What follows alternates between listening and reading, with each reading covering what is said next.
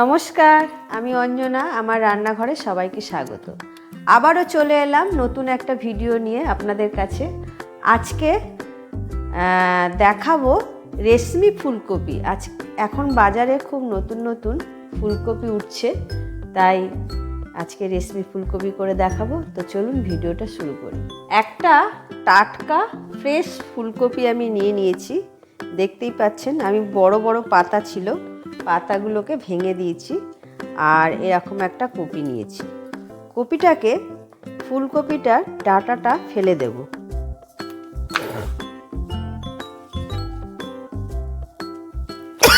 ফুলকপিটা আমি কেটে কিন্তু গোটাটা কেটে কিন্তু এখন ধুয়ে নিলাম।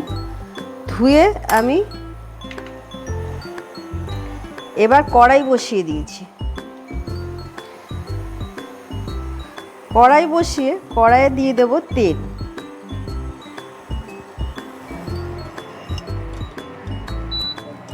কড়াইয়ে তেল দিয়ে দিলাম। তেলটা একটু গরম হবে।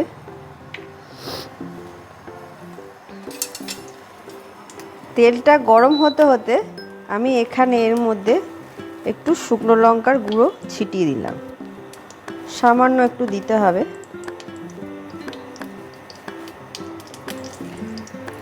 তেলটা গরম হয়ে গেছে। এর মধ্যে আমি দিয়ে দেব ঘি।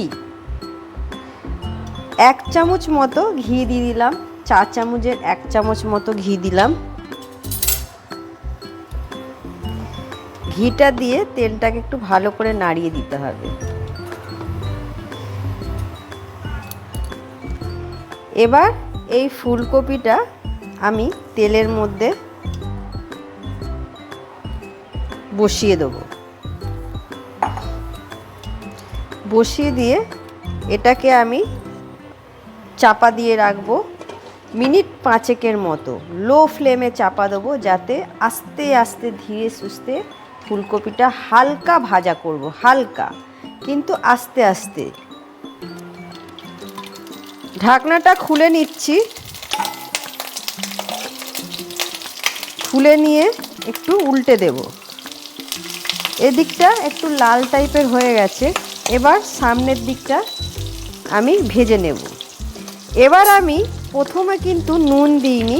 নুনটা বেশি দিলে জলটা বেরোবে, তাই জন্য আমি এবার পেছন দিকটায় করে আমি সামান্য মানে 4 চামচের 1/2 চামচ মতো লবণ দিলাম।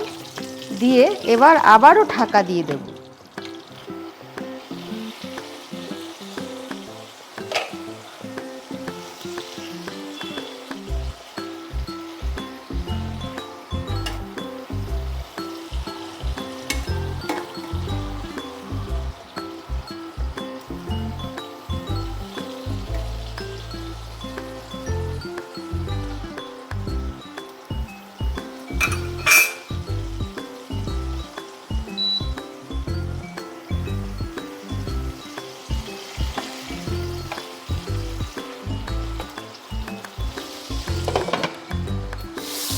আমি এটাকে উল্টিয়ে পাল্টিয়ে কিন্তু ভেজে নিয়েছি।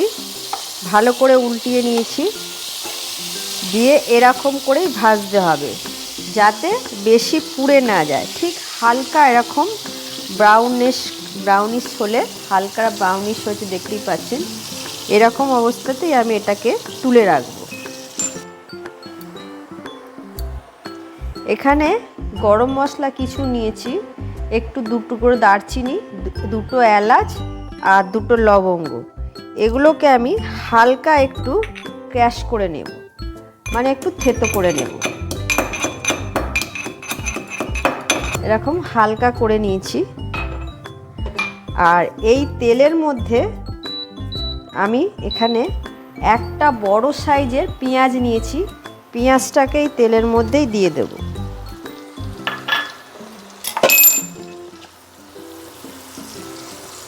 পেঁয়াজটা তেলে দিয়ে একটু হালকা করে পেঁয়াজটাকে ভেজে নেব, বেশি লাল করব না। যতক্ষণ আমি পেঁয়াজটা হালকা করে ভাজছি, এখানে আমি একটা জিনিস দেখিয়ে দিচ্ছি। এদিকে আমি নিয়েছি এরকম 15 থেকে 20 পিস এখানে কিশমিশ নিয়েছি। আর কাজুকে আমি 2 ঘন্টা আগে ভিজিয়ে রেখেছিলাম, 15 পিস কাজু। এই কাজুটা ভিজিয়ে নিতে হবে। এগুলোকে আমি একটা অন্য বাটিতে নিয়ে নিচ্ছি। কাজু আর এই কিশমিশগুলো একসাথে নিয়ে নিলাম। আর নিয়ে আমি এগুলোকে পেস্ট করব, মিক্সার গ্রাইন্ডারে দিয়ে পেস্ট করে নেব। আর এখানে যে আমি পেঁয়াজটা ভাজছি, এই পেঁয়াজটাও কিন্তু আমি পেস্ট করব, কিন্তু এটা আমি হালকা করে ভেজে নিই। পেঁয়াজ হালকা করে ভেজে নিয়েছি, আর ভাজবো না, ঠিক এরকম হালকা করে ভেজে নিতে হবে। ভেজে নিয়ে পেঁয়াজগুলোকে আমি তুলে নিচ্ছি।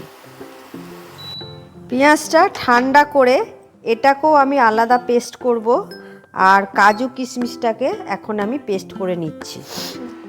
এখানে আমি কাজু আর কিশমিশটাও পেস্ট করে নিয়েছি, আর পেঁয়াজ ভেজে রাখা এটাও আমি পেস্ট করে নিলাম। আর এবার এই কড়াইটার মধ্যেই আমি দিয়ে দেব আর একটু অল্প করে ঘি, 1 চামচেরও কম ঘি দিলাম। এর মধ্যে আমি দিয়ে দেব একটু সাদা জিরে, গোটা সাদা জিরে দিতে হবে অল্প পরিমাণে। 2টো শুকনো লঙ্কা, আর দিয়ে দেবো যে থেতো করে রেখেছিলাম যেই গরম মশলাটা, সেই গরম মশলাটা।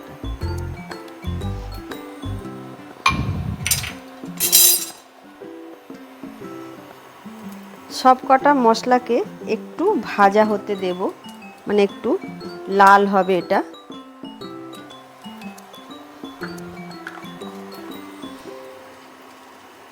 মশলাটা ওখানে ভাজা হচ্ছে, মানে একটু হবে, লাল হবে।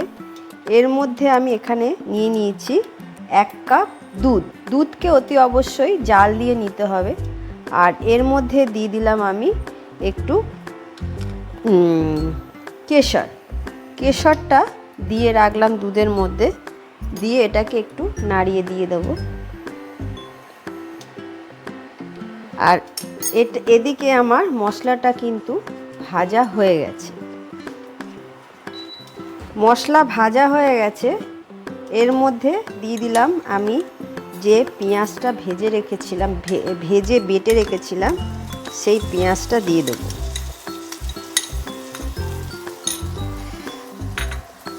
আর একটু বাটিটা ধুয়ে দিয়ে দেবো জল। পেঁয়াজ বেটে রাখার ওই বাটিটা ধুয়ে অল্প করে একটু জল দেব, যাতে মশলাগুলো পুড়ে না যায়। এর মধ্যে দেব সামান্য একটু লঙ্কার গুঁড়ো, অল্প পরিমাণে, একদম 4 চামচের 4 ভাগের 1 ভাগ একটু লঙ্কার গুঁড়ো দিলাম। এবার দিয়ে দেবো আমি এখানে কাজু আর কিশমিশের পেস্টটা।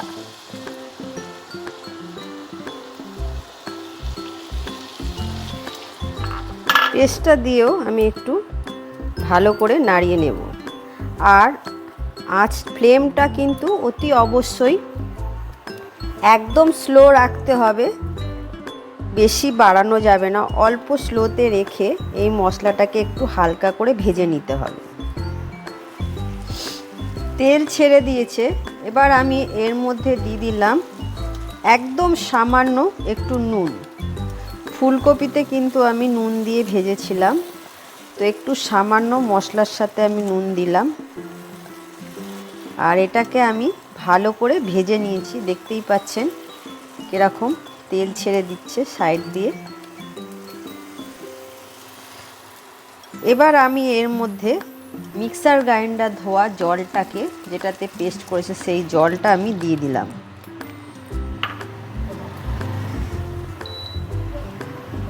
দিয়ে আবারও আমি একটু নাড়িয়ে নিচ্ছি।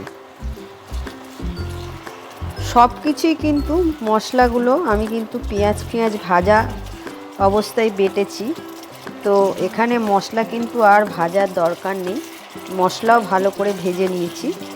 এবার আমি মশলাটা কিন্তু ফুটে গেছে, এবার আমি দিয়ে দেবো এই ফুলকপিটা আমি এরকম আস্তে করে বসিয়ে দিলাম। এখানে যে দুধটা রেখেছিলাম, কেশর দেওয়া দুধটা, সেই দুধটা আমি এর উপর দিয়ে এবার ঢেলে দেব।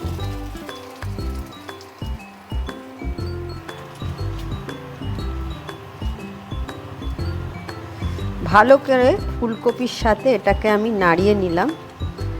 আর এটাকে এবার আমি মিনিট 5 মতো চাপা দিয়ে রাখবো, যাতে এই ফুলকপিটা ভালো মশলার সাথে মিশে যায়।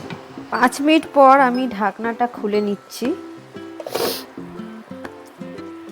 আর দেখুন ঝোলটা মানে গ্রেভিটা কতটা গাঢ় হয়েছে,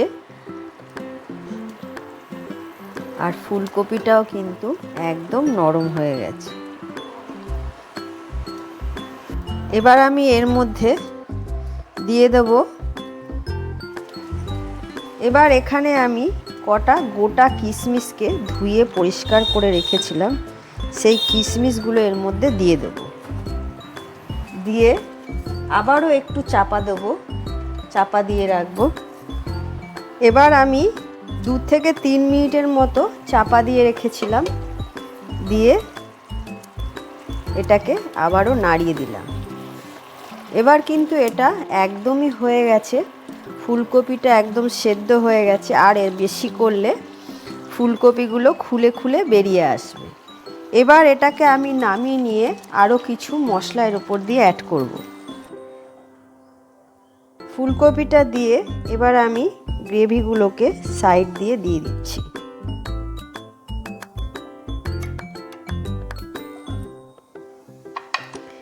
এবার ওপরে আমি এখানে যে পেঁয়াজগুলো যে ভেজে তুলে রেখেছিলাম, সেই পেঁয়াজ ভাজা কিছুটা আমি এর উপর দিয়ে দেবো।